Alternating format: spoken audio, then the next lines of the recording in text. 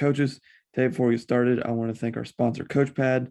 No matter if you draw scout cards by hand or use a program on your computer, CoachPad will give you back time by never stuffing a binder again before heading out to practice. First 13.3-inch electronic device allowing coaches to clearly display scout cards outdoors in the sun has been a game changer for programs this past fall and those currently planning all across the country. This new technology allows coaches to coach and not the monotonous task of stuffing and dealing with binders on the practice field. Check out the CoachPad and CoachPad Mini on thecoachpad.com. Please make sure you check out our sponsors, our affiliates. And here is another episode of the Gap Down Backer podcast.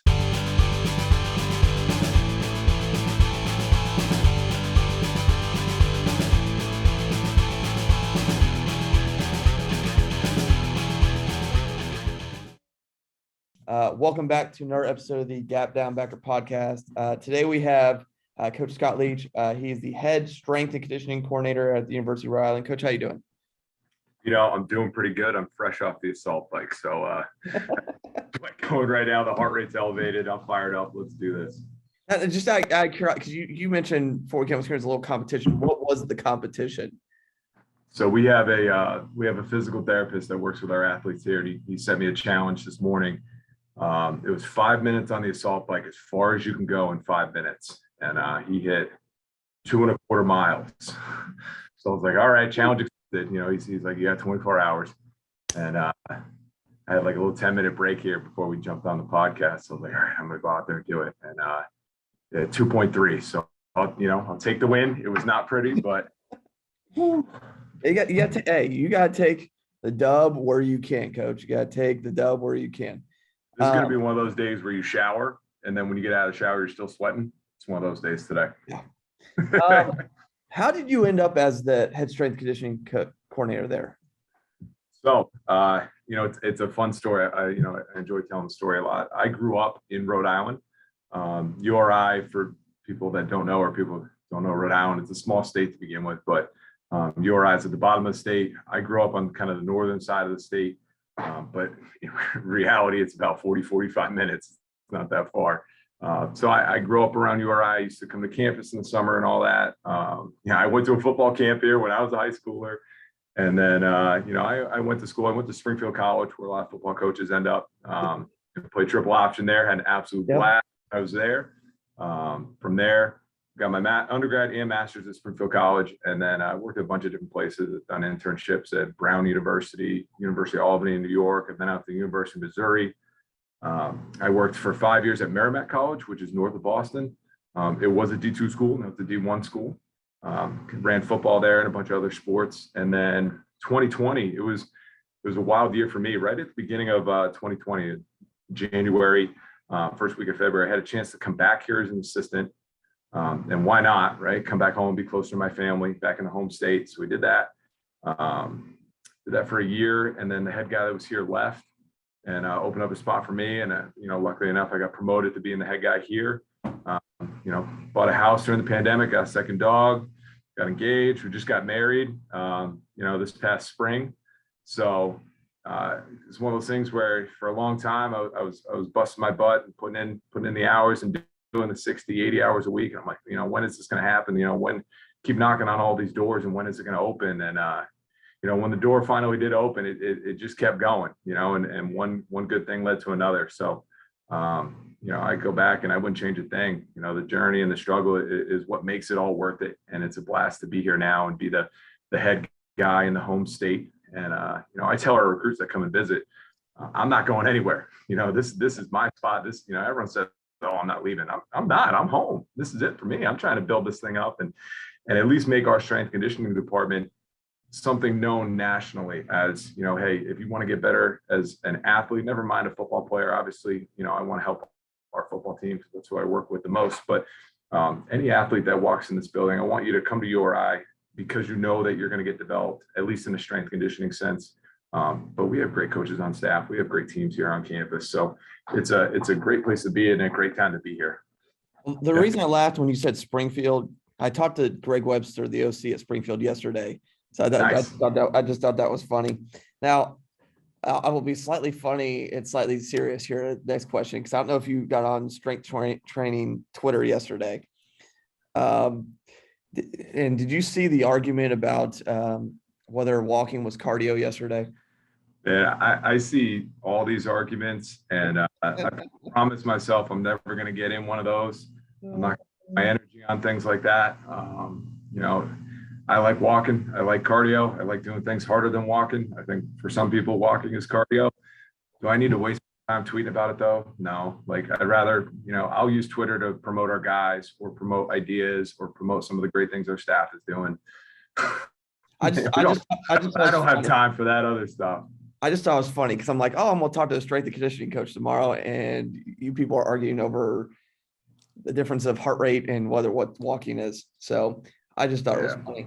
But the serious point going into the next thing is kind of as we go, because I mean I looked at as we kind of messaged back and forth to set this up. Like I mean I talked to Joey G a week or two ago at this point, and like I said, he sent me down some rabbit holes of stuff, and that led me to you. And then I saw your Canva presentation. I was like, okay, that looks a lot like what we're trying to do, a lot where strength and training. I hate using the word conditioning. I really do. I just hate that word. I think it's a bad misnomer. I prefer, like, I think we need to relabel every strength and conditioning coordinator, power and speed coaches or whatever. But that's where I saw a lot of similarities between you and Joey G, you and the Feed the Cat stuff, and you and a lot of the trends of where physical development is going for especially high school and college athletes with running, jumping, how you measure stuff. And your Canva presentation kind of mentioned like four main things. I think you called them your four main KPIs, which was your 10, the vertical, bench and squat. Why are those your like the four measurements you kind of looked at there? So those are my big four, just because they're probably right now the easiest four things for us to consistently look at. With training, we can take our squats, we can take our bench and periodically estimate out a 1RM. One of the great things we did this past year is we were able to get Tendo units for every rack. We have 14 racks in total, so we were able to get 10 more Tendos, which is great. And we'll do a lot of estimated 1RMs and things like that based off how we're lifting. I don't always need to go to a 1RM to tell you if you got stronger. If you did, 315 for 3, and then, 6 weeks later, you can do 315 for 5. It's a brainer, you got stronger. So I use that. I use relative strength. That's a huge thing for me is, are you strong pound for pound?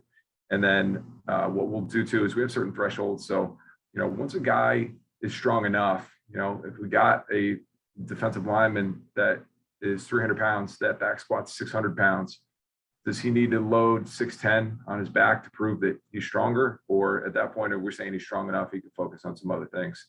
And my thought is, at the FCS level, at a certain point, guys are strong enough. And, at the FBS level, can you get a guy to 625, 650? Sure. Our guys, there's a limit, and they reach that limit a little bit quicker than maybe some FBS and NFL guys. So, once we hit that threshold, let's focus on some other stuff. Let's get our power numbers going up. Let's get our speed numbers going up. Let's just improve our ratios, right? So maybe a body weight ratio thing. Can you squat 600, but now you're 295 and maybe a little bit leaner? We'll do body fat testing periodically too. Is that number getting better?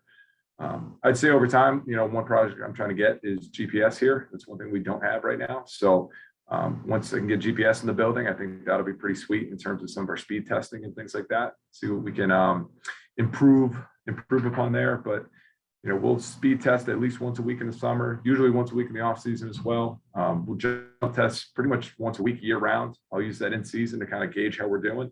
The off season for sure, it's about output and trying to improve that number over time.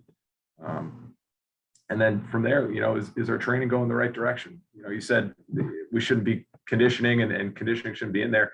At the end of the day, it is a piece of it. And the summer is about getting them ready to handle a 2-hour practice, 4 days in a row before you get an off day. So there is a piece of getting in shape, but you don't want to get in shape while sacrificing speed and power, right? So it's how great of a shape can you be in without letting it impact and hurt your performance. And I think when you're doing it right, it's a very difficult job. And people say, "Oh, it's not hard. Just get them lift weights and go run." But to get them getting better at all these things at the same time and managing that is not easy. So it's important to keep track of those things. I still push a lot of conditioning. I still push a lot of that, but it may look a little bit different these days than what I did maybe a couple of years ago. Okay.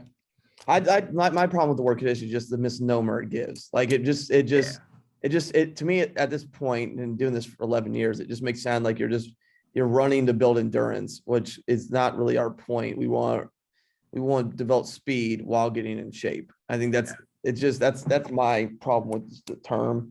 I try to avoid that word when possible, but that's a whole nother conversation. But like more specifically, like you mentioned testing there, I know flying tens is one of your speed tests. What else speed wise do you test? So we'll do static 10-yard starts on occasion. And with our fly tens, I like to build up to a 20-yard build 10-yard fly. I've kind of found that to be our sweet spot for our guys. It's funny, I saw a tweet the other day, it makes me rethink everything. And somebody was like, I do a 5-yard build and a 10-yard fly, and then the next week I go 10-yard and then a 15 and then a 20.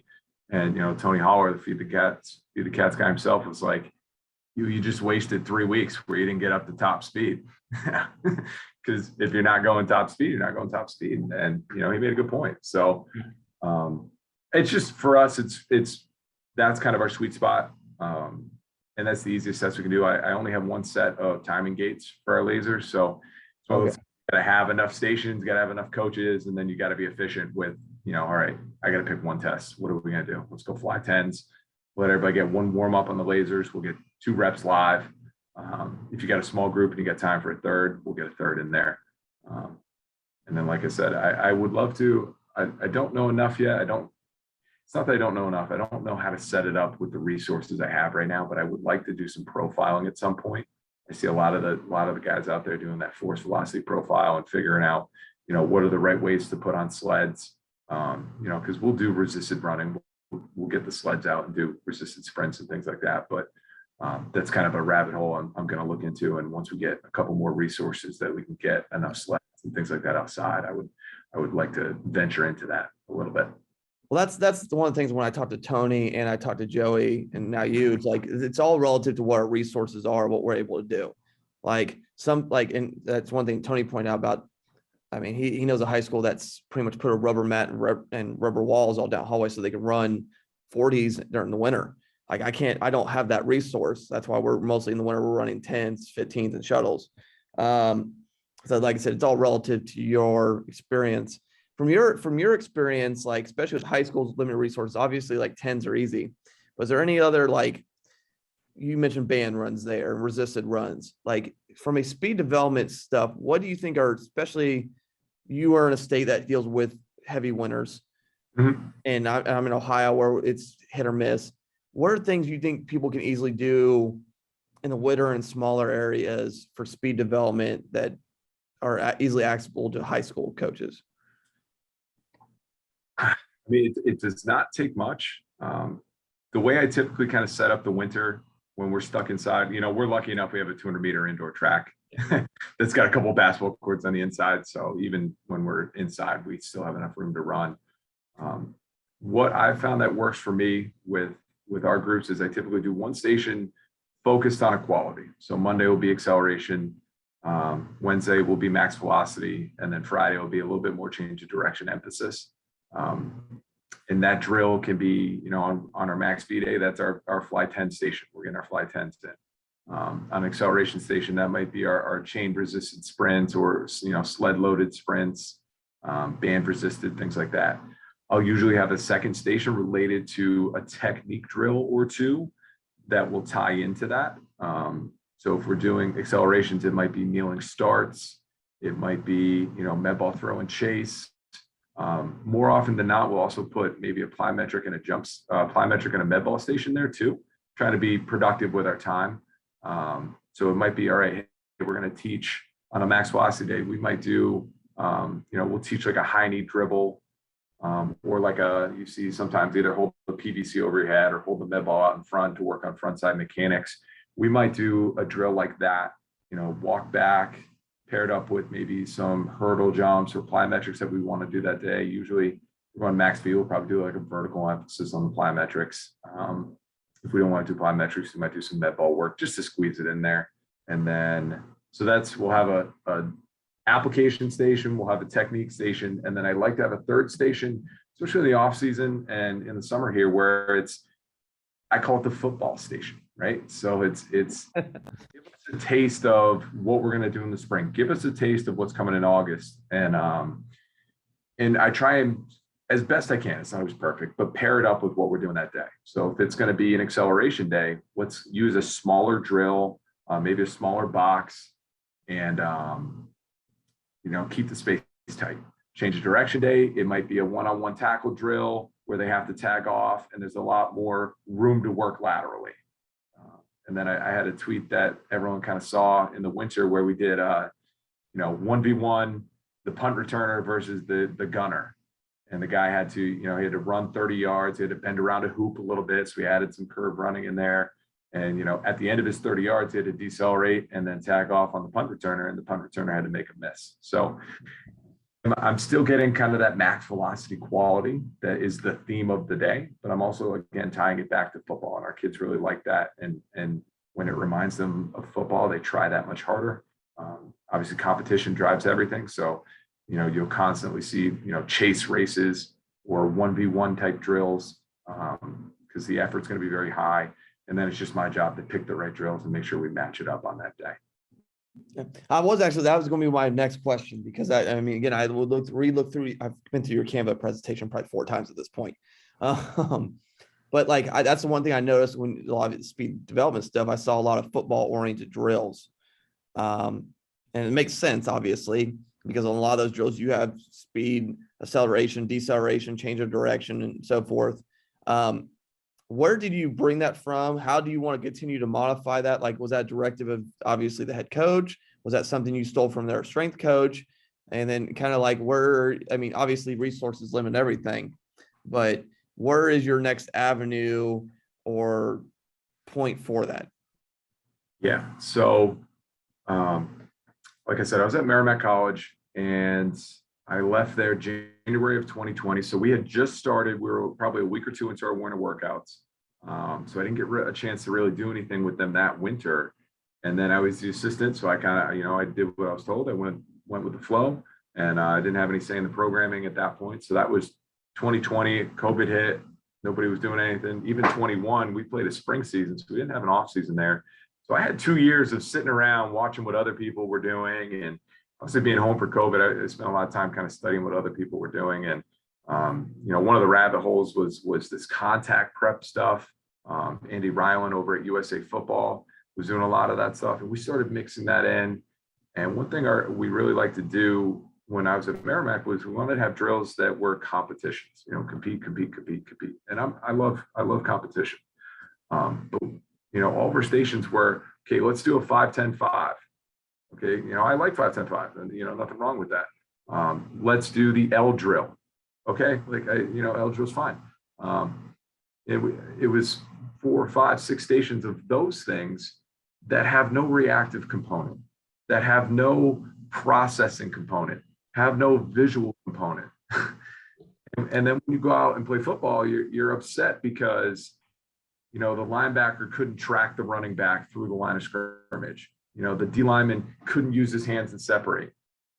The DB lost where he was in space and then gave up a big play. But we didn't work on any of those things since the season ended late November, early December. So how can I be mad at him if I didn't work on it with him? So that was the thought process is, are the drills that we're doing now going to help them this spring? And then are the drills we're doing this summer going to help them this summer? And honestly, one of the best things I probably did was that when I was at practice, because I'm at practice every day, I'm keeping tabs on everything. I started just recording videos on my phone of some of the drills that we're doing. And, our linebackers coaches called it 3 blind mice, where you have back-to-back, you pick one cone to go around, and then you got to, set a good angle and tag off. Or it might be two guys go around the cones and they have to vice correctly the offensive player. So you need to learn how to work with a partner, make sure that we're hip to hip, make sure we vice correctly, make sure we communicate if we need to communicate. And things like that just open my eyes of like, I'm not doing enough of those things. I can put a bigger engine in the Ferrari. I can put better tires on it. I can do all those things. But if I don't work on the driver and all I do is just build a bigger, faster, stronger car, then I'm going to be sad when we don't win the race because the driver doesn't know how to operate. Does that make sense? Yeah, that makes perfect sense. And I like I said, again, it's kind of I think the trend where people are starting to head in that direction is especially the movements, the acceleration, deceleration. I've worked more acceleration and deceleration this offseason than I have in the prior 10 years. The next thing I want to talk to you about is because your power approach, because that's everything I skimmed on your Canva thing, and you've talked a little bit about it already, but like, what is your personal approach to developing power? Obviously, bench and squat are your two main that you've kind of talked in, but obviously I've seen the videos, you're doing a lot more than obviously just benching and squatting. There's a lot of stuff that goes into that. What is the URI approach to the power development? I think one thing when you come in here is you understand there's more, at least on our football program, there's more to it than just lifting weights. We spend as much time, if not more time in the summer. We actually spend more time outside on the field than we do in the weight room. I think when you do things right, the weight room can be efficient and out of here. You don't need to live in here because, sadly, the guys that usually live in here end up as strength coaches. They don't end up as players. Is it important to be strong? Yes. I'm not saying don't be strong, but, if you can't play football, go outside, practice football a little bit more. The curls can wait. So we do a ton of, I want to make sure we're getting sprint training in multiple times a week. I want to make sure we're getting plyometrics and med ball work in multiple times a week. Obviously, we want to hit unilateral and bilateral jumps. We want to hit all the different types of planes. We want to start with absorbing or depth drops and landing forces, single response hurdle jumps and things like that, and then progress to a little bit more reactive, repeat jumps or continuous jumps and things like that as we go. We're never going to put our young guys, straight away on one leg jumps and things like that. We're going to make sure that we can handle these things appropriately. And then one thing I've kind of shifted away from is a little bit less of the Olympic lifts and a little bit more of, our trap bar jumps, our barbell jumps, or things like that. Not saying that cleans and snatches and things like that are wrong. I love the jerks too. I think there's a benefit to them. I see the benefit to them more often than not. When push comes to shove and we're in a little bit of a time constraint, I like choosing the no-brainer option, and it's not complicated to pick up a trap bar, jump as high as you can, and especially with access to our Tendo units and our jump mats and things like that, it's not very difficult to get people to give a great output. And then with all the limitations in season where guys are getting banged up, guys are getting beat up, we're constantly making modified programs just around the Olympic lifts. It's usually just the Olympic lifts that get tricky to do.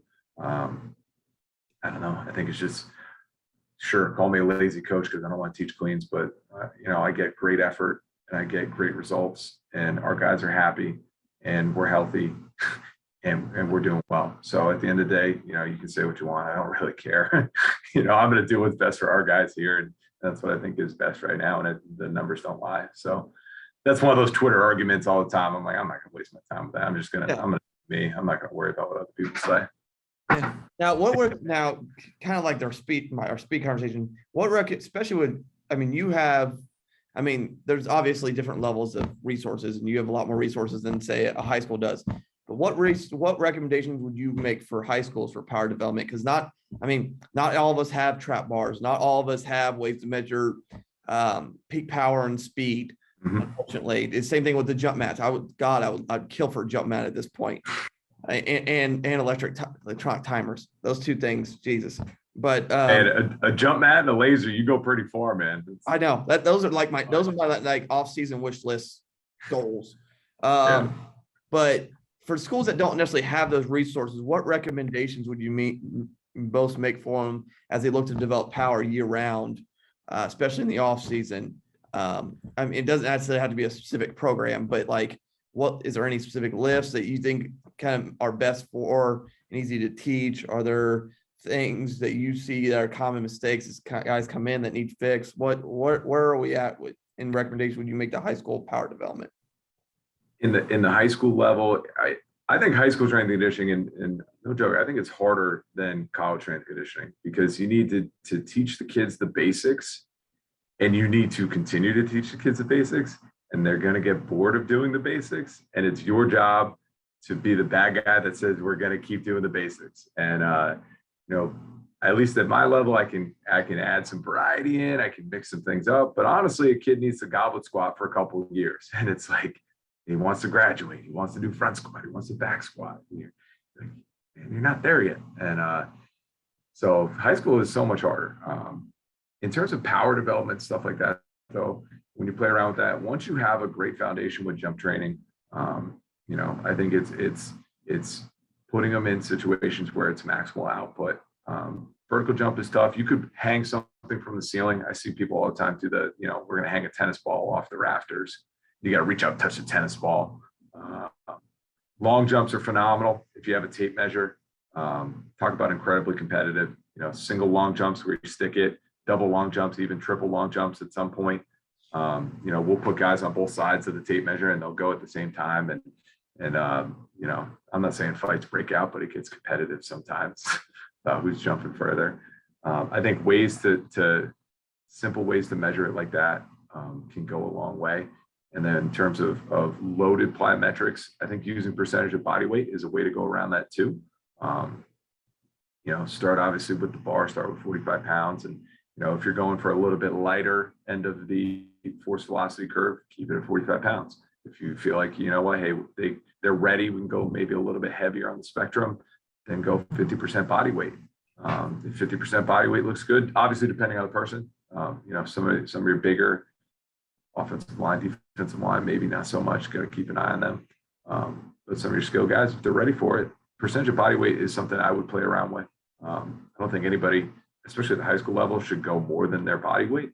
I'm trying to think like a 185-pound receiver or something like that. It's a big wide receiver at the high school level, but I think 185 is probably top for them. So I would say something like that. If you don't have the resources to play around with percentage of body weight and try and find that sweet spot, where they look athletic, they're getting some good height, but at the same time, they're also sticking that landing, and it's not so much force that they can't handle it. Yeah. But I'm in due time. Now, continue with that. Like you mentioned the trap bar and the barbell jumps. Yep. Like I've seen that a lot this off season, but I don't know enough about it to mess with it yet. Why was it work on? What is your approach there for using those? So with those exercises, you're still, as you jump, you're still getting that triple extension. Obviously, people use the Olympic lifts because they want a powerful, explosive triple extension. You get it out of more of a squat pattern, whereas in Olympic lift, it's a little bit more of a hinge pattern. That's just preference, or that's just the way the nature of it is. But we're getting a great triple extension. And then when coached correctly and you're teaching them how to land, you're getting a ton of force absorption there. You have to stick that landing with that extra weight. It's the same thing as a clean, right? You catch a clean, you have to absorb that force and stick the finish. The only thing I don't like is when you see the trap bar jumps and they're just jumping and then they don't care about how they land. That's half the battle right there. Is can you stick it and own it after you produce that force? So people do dumbbell jumps as well. It's another way to do it if you don't have access to a trap bar. I like the trap bar and the dumbbell jumps because it's a little bit less impact on the spine. Yeah. Just landing with the bar in the back. But if it's a lighter, like a speed strength phase where we're just trying to go light and jump high, I might mix a barbell jump in there just to give them a little bit of variety. Okay. I was just curious, how much do you mess with, and again, this is a whole nother rabbit hole I've started going down this off season, and I blame Joey G for this, is how much do you mess with isometrics, and specifically when you do, what are the ones you kind of focus on? So I have not implemented a ton of isometrics with our team. Just something that I haven't found where I want to fit it, how it fits into my system, The one place I've used it a good amount is our guys coming back from injuries. Okay. Right? That's a great time, especially if we can't load them yet. Let's do a ton of isometrics. Obviously for the rehabbing piece, but also, if you have a shoulder injury and we can't load you yet, then let's do some isometric split squats and things like that too. Let's really just try and cook him. The other place I'll use it is I got a bunch of guys with like jumper's knee, or tendonitis and things like that. So we'll take them off of any intensive plyometrics. So any like serious jumping, ankle jumps and little jumps like that, like those are fine. But for the most part, anytime we do loaded jumps or box jumps, those things, they don't respond well, especially if the tendonitis is kind of acting up. So we'll take them out of that and I'll put them in kind of the isometric group where we'll do a ton of what's his name, Jake Tura. He's the guy I look at for the tendons and the isos and things like that. But we'll do split squats, we'll do single leg extensions, we'll do what do they call them, the Spanish squat. We'll do some isometrics like that, and even wall sit isos and things like that. Play around with all those and just get them away from jumping for a little bit. Okay. And it's the guys that are all like 38, 39, 40-inch vertical guys. I'm like, all right, I don't need you to do that week in and week out. I know that it doesn't feel good. So take a couple weeks, let's feel better first. And then, they're competitive guys though. So when they see somebody else creep up to their numbers, they come back down and humble them. So. Well, I get it, Coach. So that's, Yeah. Now, the other thing I noticed on there that I haven't touched on yet is the 8-vector system. That was part of your presentation there. I mean, can you kind of go in detail on how you use that and why you use that? I hope at some point I get an affiliate link. Nick and Jordan over at Elon, conference rivals, but I love their stuff, and as a staff, I look up to what they do, because they're not only they're a conference rival, they could keep all their secrets and whatnot, but I mean they book out with phenomenal information, and if you don't have it, I recommend everybody going out and get it. Even if you're a football coach and you're trying to understand, like, okay, I'm in charge of conditioning and speed work this summer, like what can I do? It's more than just field work.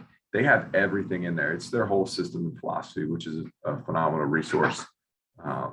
But I've been using the 8-vector stuff for a good while, and I think I was kind of using it wrong early on.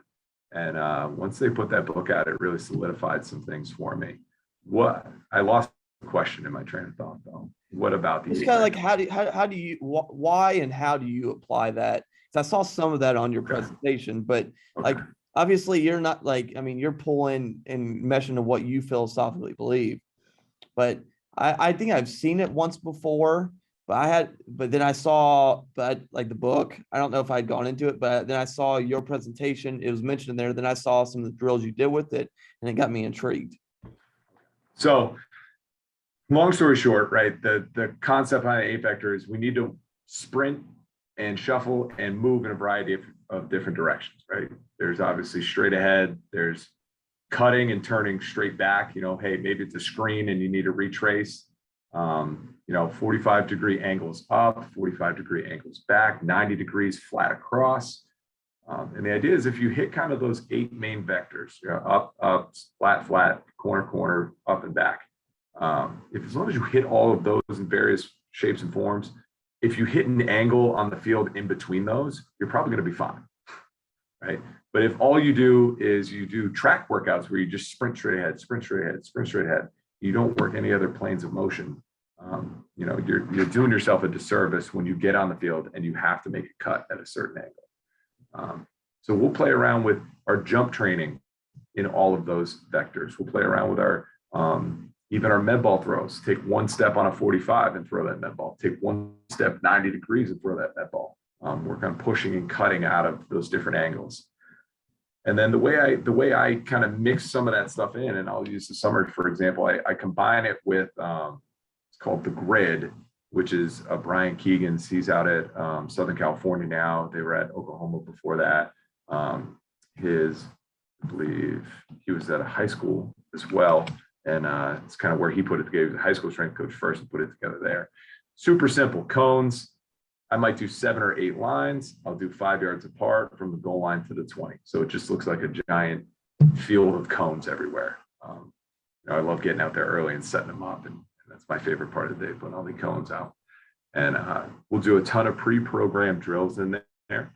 I'll use the exact example we did today. Today was on the whistle sprint.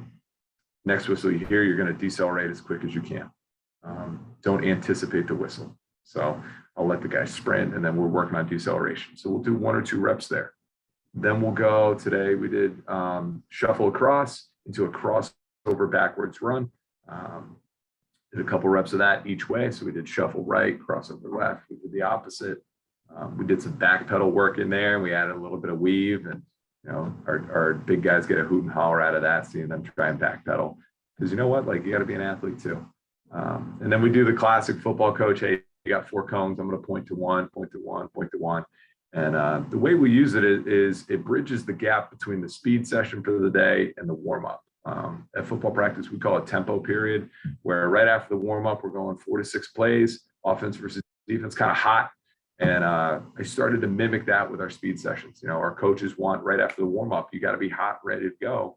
So we use our grid system and our 8 vector stuff of, can you pay attention? Can you go hard right now? Can we start the day on the right foot? And then after that, we'll get some water and we'll get into, the 3 stations that I kind of talked about earlier. On a linear day, you might see more straight ahead type cone drills. On, a Friday or a Thursday, you might see more change direction, stuff like that we did today. It's a way for me to kind of like mix in some of the stuff I may not be getting throughout the week, because there's so many things I want to do. I want to do crossovers. I want to do shuffles. I want to sprint. I want to rate. I want to mix all that in. And the grid combined with the 8 vector stuff has been awesome in terms of a mixed bag of all these things I want to do. The only thing you're limited on in that is your creativity. That's another person where when you go on Brian Keegan's Instagram and you see his guys in Southern California, I usually hit screen record and then I just watch his entire story and I keep track of all the different things they're doing. Then I go back later and I draw them out. And I'm like, oh man, I can totally see where that fits in. So that 8 vector phenomenal book, Jordan and Nick over at Elon, phenomenal stuff there. And then Brian Keegan's with his grid stuff out of Southern California. 2 awesome people. Again, we're all just stealing ideas from each other and putting the soup together. So. And then I'm going to ask you the same last question I asked Joey, because I feel like it's a good question to ask all strength coaches. Do you have it, like, because I don't want to phrase this. Do you have any recommendations, especially for high school or college GAs, on book recommendations for strength conditioning, speed, power development? Is there anything that you kind of like, hey, this is kind of my gold standard, or hey, this is where I took a lot of things from? It could be 1 book, it could be 5 books. It's up to you. Trying to think. I mean, I definitely learning from those people and learning from all their resources, I think is great, especially if they have any. You said you watched my presentation a couple of times. I appreciate that. But if those guys had any presentations, I think that's great. I'll just grab this book because it's right next to me right now. Jim Wendler's 5-3-1 Forever. For a young coach, I think it's awesome. And I still use 5-3-1. I think 5-3-1 is a great system. But I think when you read that book, you understand that like Jim Wendler's a really smart guy, and there's more to it than just going, all right, 5-3-1 and a money set. It teaches you about, accumulation phases, intensification phases of building out more than just, okay, the next 3 weeks, this is what it's going to look like. There's other great books out there. I don't want to recommend anything too deep, because at the end of the day, it's those things are great, but 90% of the time you don't get to use all those things. Yeah. Like the 5-3-1, you're going to use the rest of your life. You're going to put programs together all the time that have basic, 1 to 5 rep range, and the accessories aren't going to change. Meat and potatoes, because that's what gets results. So learn those stuff. Get really good at that.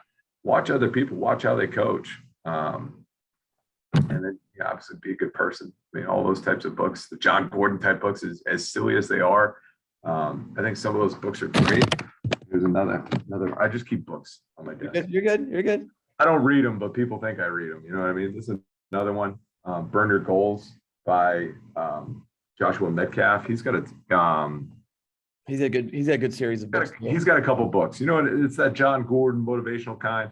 I like going through this book and finding maybe a lesson or two that I can talk to the guys about, because I think that's an important piece too. Is I'm one of the only voices they hear this summer, and we talk about goal setting all the time. We talk about, you know, why we're doing all this stuff, and somebody needs to constantly kind of be that reminder and be that voice for them. And if you just come in and I'm guilty of this, of just punching the clock. Hey, let's do the work. Let's improve our bodies. Let's get better. And that's all fine and dandy. And there's days where you just got to come in and get the work done. But, you know, sometimes it's good to also be that motivational person and have that reminder of what we're doing and why we're doing it for. So those are a couple good books. Okay. I appreciate you, Coach.